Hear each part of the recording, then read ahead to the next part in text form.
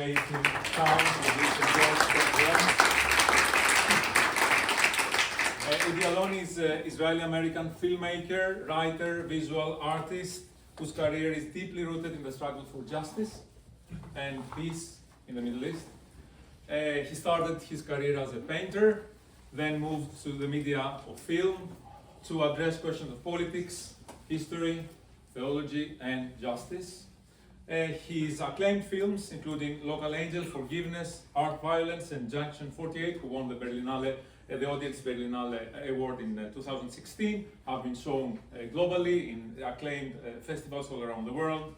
And he served as the head of the cinema department at the Freedom Theater at the Jenin refugee camp, working with Palestinian youth to create art out of resistance. He has written extensively on binationalism and the Jewish-Palestinian solidarity, and he's the author of What Does a Jew Want? On binationalism and other specters. He's currently dividing his time between Berlin, New York, and Tel Aviv. Not Tel Aviv anymore. No, good. Athens. He said yesterday he would like to move to Athens. Actually, That's why I'm here. Thessaloniki. The return of the Jews of Thessaloniki. So he will introduce the film. We're gonna watch Forgiveness, a film produced in 2006, right? I think so. Yeah. And then we will move back to the other room for the round table that he's going to take together with Ramsayers. Well, my book. Thank you very much. Thank you. You sure it's a good place to sit? It's here. Hi. I'm not going to speak here, but I think that because the film is from 20 years ago, and I think it is important.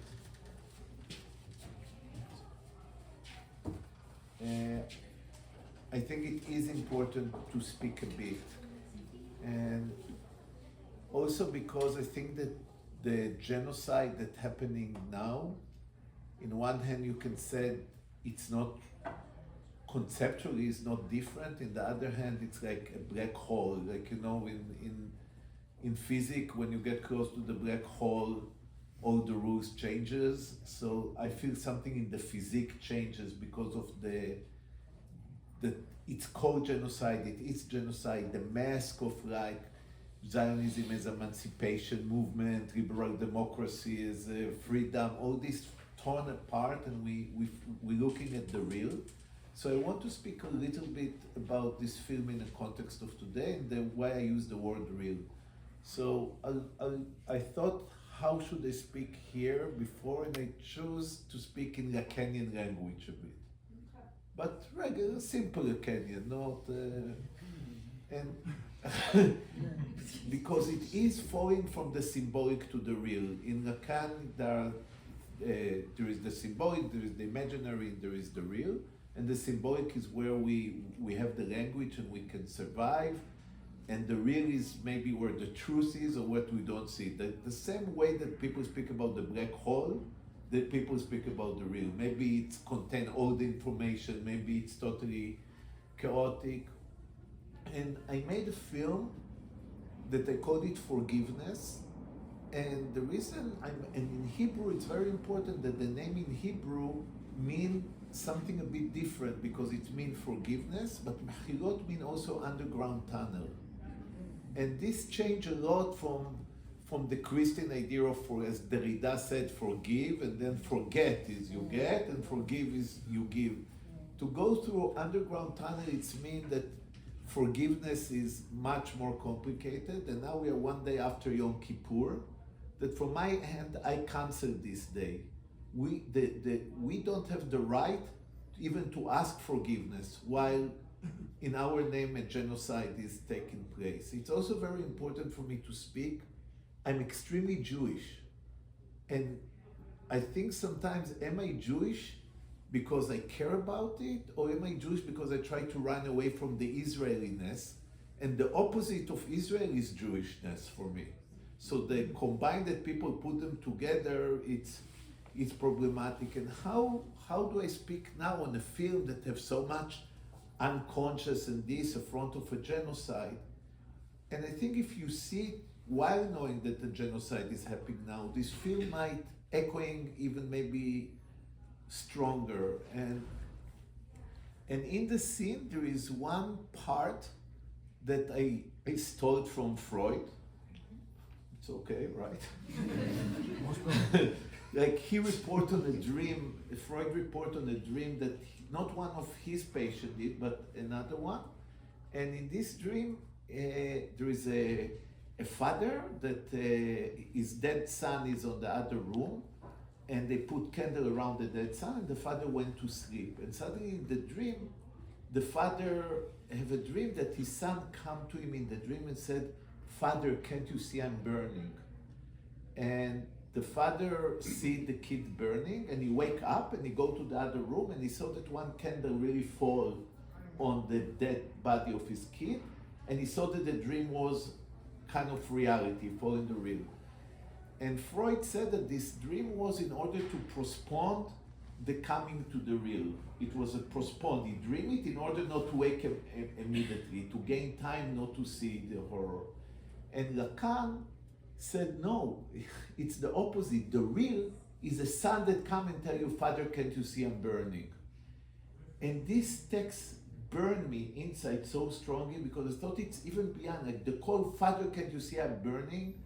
It's almost my call to my Zionist parents, to my, it's much like, don't you see I want to live? Don't you see you're killing me?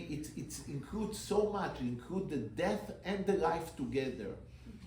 And I relate, and I telling all this, usually I don't say people should, but we are in the university here, and you called it all discourse, university discourse. So I give you a tip that usually I don't give. Usually people see the scene here, they don't know that it's Freud, they don't know the reference, and it has to work with this strong feeling, "Father, can't you see I'm burning?"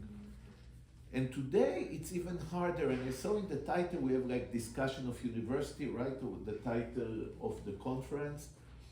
And I thought about the 4 discourses of Lacan. Lacan have 4 discourses that he built: the master discourse, the university discourse, and under he said the analyst discourse and the hysteric discourse.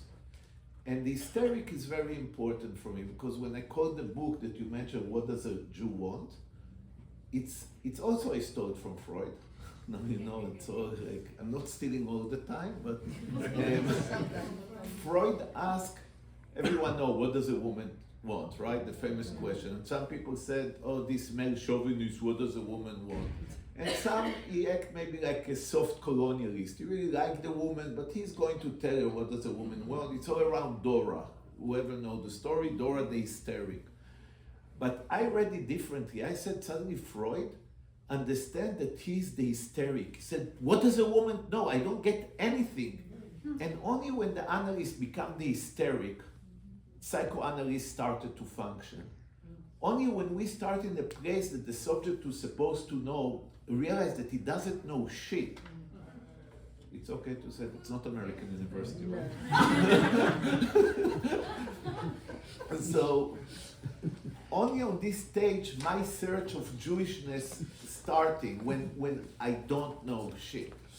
And this hysterical was very, very important for me, because what is the hysteric do according to Lacan is all the time bothering the master. He all the time ruining to the master his position. And he's under, like in the street, it started, the master is here and the hysteric is down. And suddenly you understand that he adored the historic discourse much more than the university discourse is the one who contained the knowledge and tried to arrange for the master everything.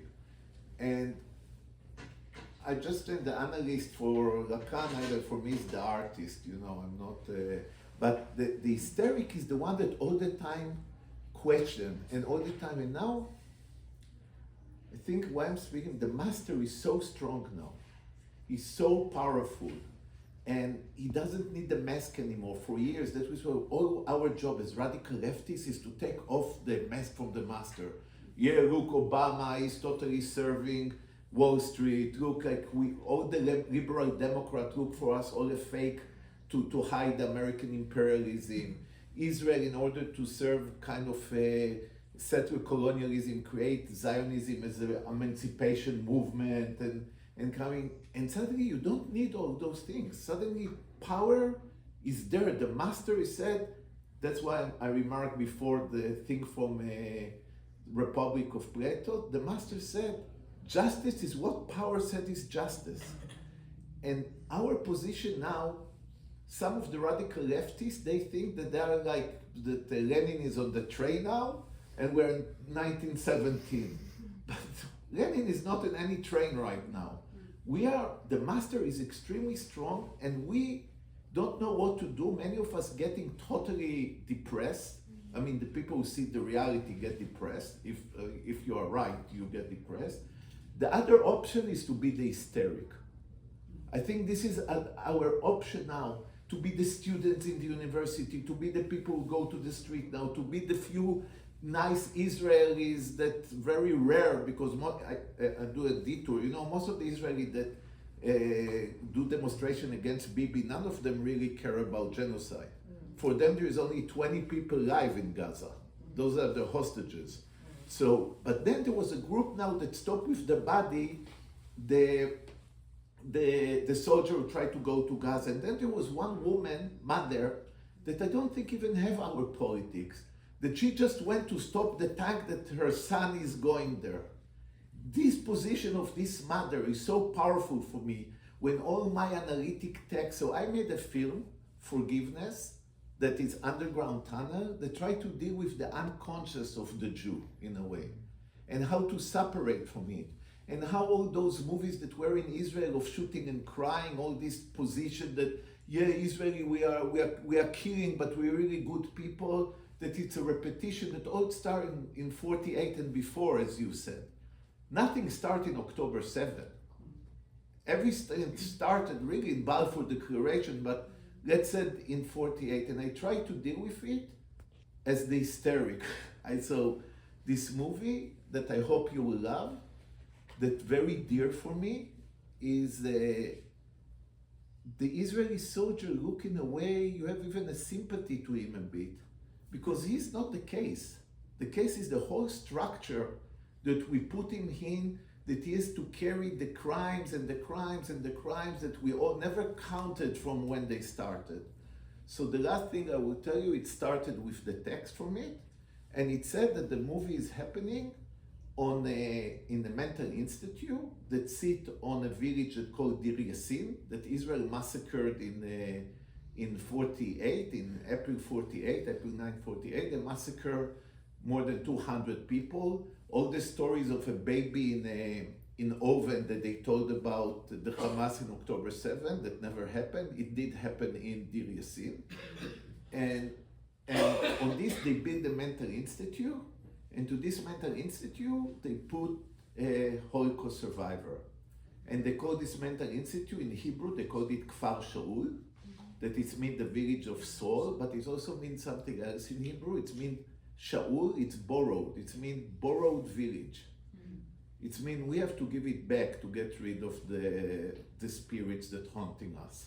And that's going back. So this is the movie. The only problem, some of radical leftists that want realism and not unconscious, told me why all those metaphors, and asking which metaphor. Said mental institute, the Holocaust survivor, and under it village that everyone massacred.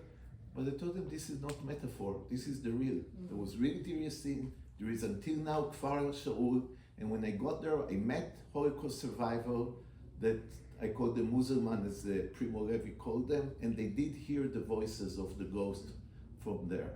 So even though we are in university discourse and we have to be nice, and also I'm the artist that's showing you a film, but as I said, I'm also the hysteric, and it's very important for me to end this part to say, free Palestine. Yeah. Free Palestine.